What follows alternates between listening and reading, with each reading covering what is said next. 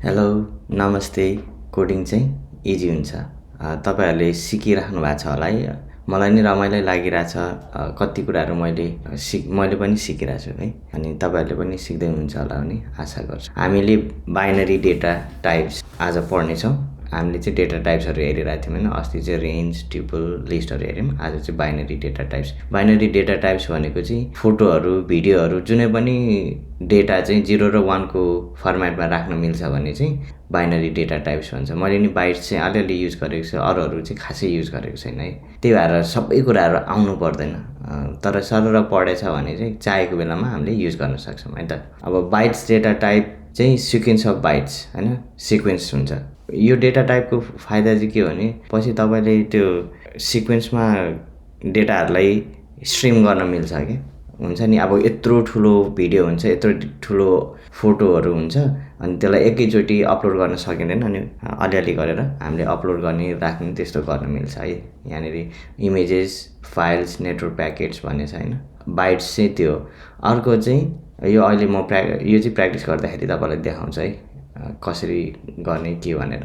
अर्को चाहिँ बाइट एरे। बाइट एरे चाहिँ सेम बाइट्स हो होइन। एरे भनेको के हो त, हामीले सिक्वेन्स होइन, हामीले पहिला पनि हेरेको थियौँ सिक्वेन्स। अनि एउटा फरक बाइट र बाइट एरेमा के छ भने चाहिँ बाइट एरे चाहिँ म्युटेबल हुन्छ। भन्नुको मतलब चाहिँ हामीले त्यसको भ्यालुहरू चेन्ज गर्न मिल्छ है अब्जेक्ट क्रिएट गरेपछि। त्यसपछि अर्को चाहिँ मेमोरी भ्यू।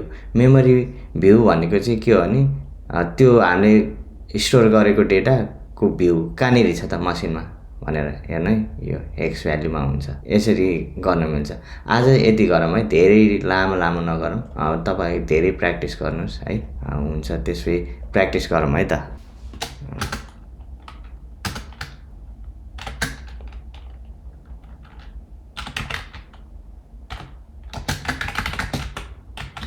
अब तपाईँहरूलाई अब त कमेन्ट गर्न आइसक्यो होला है। कमेन्ट गर्दाखेरि ह्यास गरेर गर्ने हो है। म एउटा त्यसपछि बाइट चाहिँ कसरी बनाउनु त भनेर है। हामीले बाइट भेरिएबल है, यस्तो यो एकदम राम्रो नाम छ होइन, भेरिएबल भन्नु तर यस्तो तपाईँहरूलाई भेरिएबलहरू पनि याद होस् के गरेको भनेर है। हामीले पहिला गरिसकेको कुराहरू अब कसरी प्र्याक्टिस गर्ने यसरी दोहोऱ्याइराख्नुपर्छ क्या, अनि आउँछ क्या है। अनि बाइट्स भन्ने फङ्सन हुन्छ। यो फङ्सनहरू पछि हामी आफ्नै बनाउन सिक्छौँ।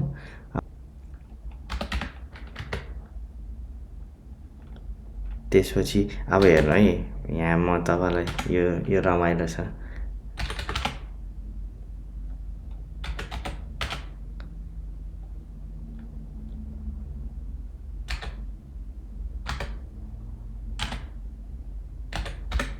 यसरी बनाएँ बाइनरी राखेँ बाइट्स।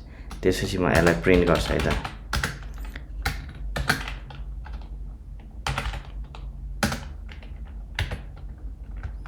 प्रिन्ट गरेर अब त्यसै म रन गरेर हेर्छु है पाइथन। अनि त्यसपछि बेसिक.py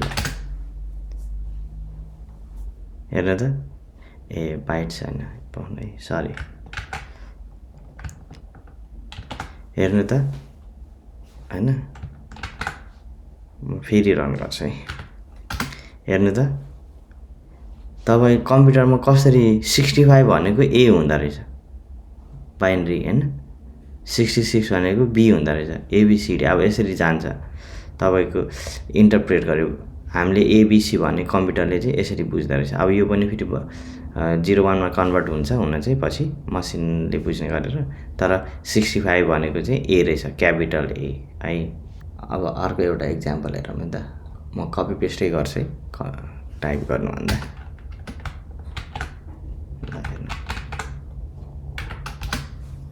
ल हेर्नु, हेलो बी, अनि त्यसपछि बी भनेर राखेपछि त्यो चाहिँ बाइनरी हो भनेर बुझ्यो। हेलोको हेलो नै भयो है, बाइनरी भनेर। अब त्यसपछि अर्को चाहिँ बाइट एरे है।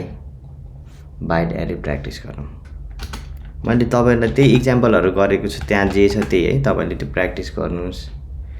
त्यस्तो बुझ्न मात्रै हो यो कुराहरू। पछि हामी अलिकति बेसिक सकेपछि चाहिँ अलिकति सानो टुलहरू, एप्लिकेसनहरू बनाउन थाल्छौँ। अनि त्यति बेला चाहिँ अलि भिन्नै हुन्छ होला है।